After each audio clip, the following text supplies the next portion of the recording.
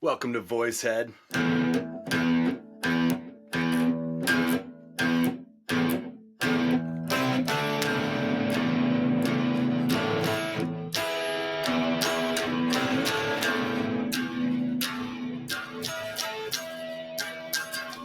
I live my life like there's no tomorrow. Running out, I do still. I sound like shit, but the guitar sound. Pyro. Na, na, na, na, na, na, na, na.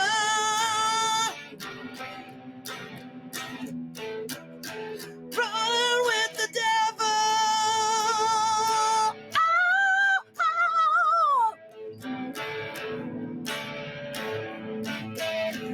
Running with the devil.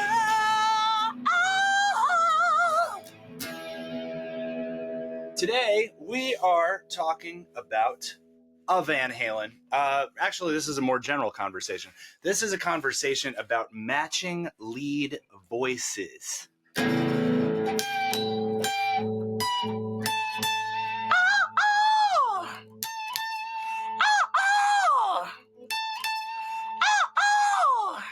a problem with recording very early in the morning. Is might sound a little bit flat, but that's okay because we're here to talk about the greats. So one of the things that I learned as far as putting together a band, putting together a song, really putting together the sound of something, right? Because it's one of the hardest things to talk about when there's like some magic involved. And very often, a lot of musicians will kind of, you hear this thing, and I especially in the tribute band world have a lot of mixed feelings about when people talk about it. But it's like, oh, that's not even the real band anymore. You're basically just seeing a tribute band, right? At what point does it become not really seeing the band and now you're seeing a tribute band? There's some purists out there. Let's say it's a 5-piece, or like as soon as one guy leaves, it's like you're not really seeing the band anymore. You're not really feeling their sound anymore. You're just seeing, a cover band go kind of dress up and play the same songs that you know and love, but it's not the same, right?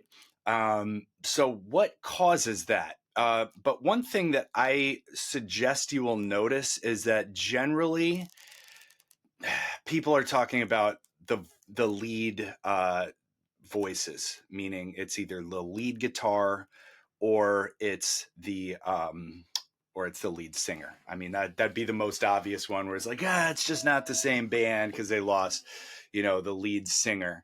Van Halen's a great example of this because they replaced David Lee Roth with Sammy Hagar, who is by any objective external metric, can sing circles around David Lee Roth. But the one thing that David Lee Roth could do, he was able to match the tone of Eddie Van Halen on guitar in like a sonic qualitative sense. Now, I've heard that he wasn't actually able to do that live so often. But, those sounds are just so like evocative of like the wildness that Eddie Van Halen was so famous for. And actually, I was reading about in Steven Tyler's autobiography, which is called "Does the Voice in My Head Bother You?" Really, real eccentric guy. But he kind of brought this to my attention, that like, besides having a great rhythm section that's really tight, and that's, bass and drums and rhythm guitar, sometimes rhythm guitar can go up and down, and sometimes the bass is the lead, blah blah blah. But anyway, you get the picture, like lead versus rhythm. That those lead sounds, their signature sounds, are matching between the voice and usually lead guitar. Could be trumpet in like a jazz situation, or look at James Brown, right? Like, what kind of a voice is he matching with his voice? Probably some kind of a like a very brassy trumpet sound, and you know, especially his records, his band, you know, might be the tightest band that ever existed. So he's you know, that sound is really capturing this brassy, like kind of mid high range compression sound, and so he's kind of matching and mirroring that with his voice, and that's one of the things that gives James Brown the magic. You know, with Aerosmith, you know, it's Steven Tyler and Joe Perry that somehow the two of them, the quality of their sounds are kind of matching, and that's why you know, people wouldn't feel like they were seeing a tribute band. You know,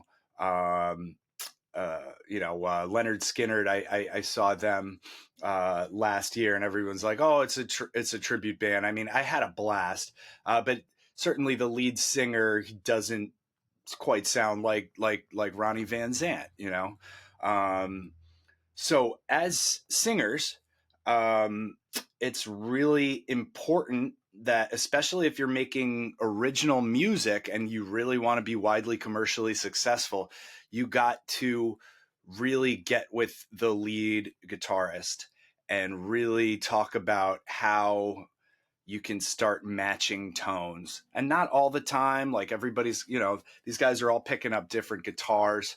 Robert Plant and Jimmy Page is another perfect example how they're just they're really kind of like matching these tones, and they go back and forth, and Led Zeppelin captured a lot of that magic on vinyl, so you can listen to it during these kind of like breakdowns. Oh baby, you know, you can hear that when I'm doing this different voice that this tone doesn't really match. I have to go into my little magic-y matching, you know, and find like more of a blues breaker sound. Let's see. This is going to be.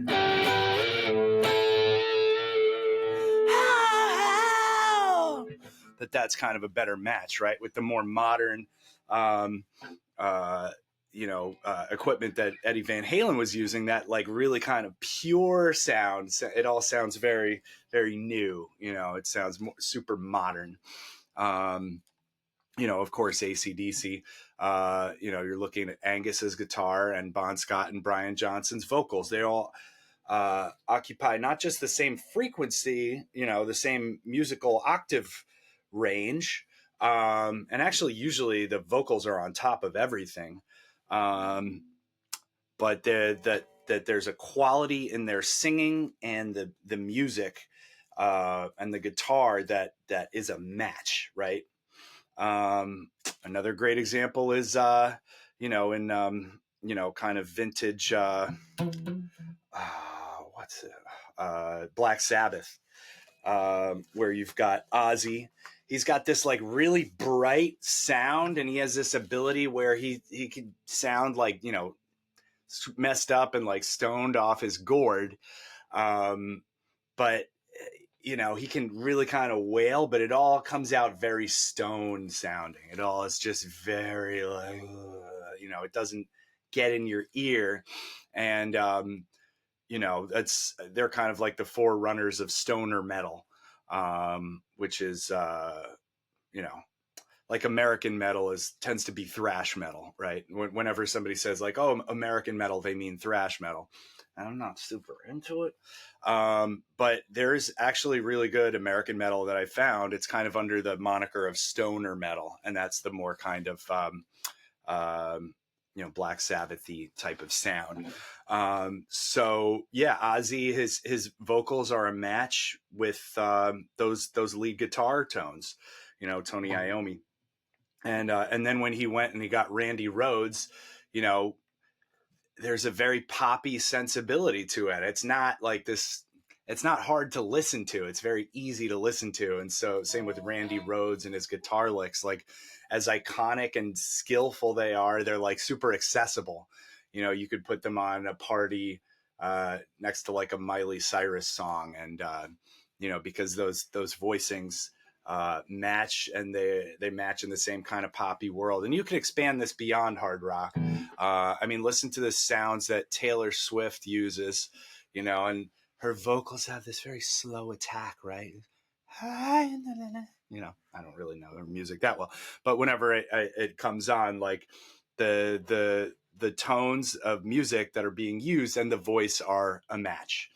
You could look at Elvis and his Taylor guitar. You know, that might not be the best example. um, but still, you know, guitarists, they spend hours and hours and hours and hours like choosing the right guitar, the right pedal, the right, um, you know, just to dial in their tone. And we as singers, we have a powerful toolkit to be able to match that.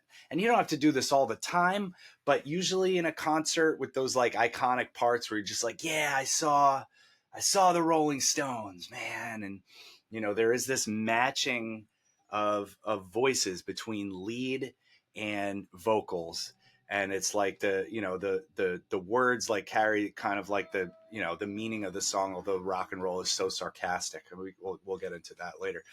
But then the, you know, the first kind of instrument that's as similar to the human voice as possible is that lead electric guitar, and that's what kind of takes the experience from sort of the, you know, rhetorical editorial into the, you know, the musical. And so you really want to get like a nice matching tone between lead vocals and lead guitar. How to do that? We'll probably get into that later, but just start listening for that. Start listening to your favorite bands and how the lead guitar and the lead vocals are a match in some mysterious way. Thank you.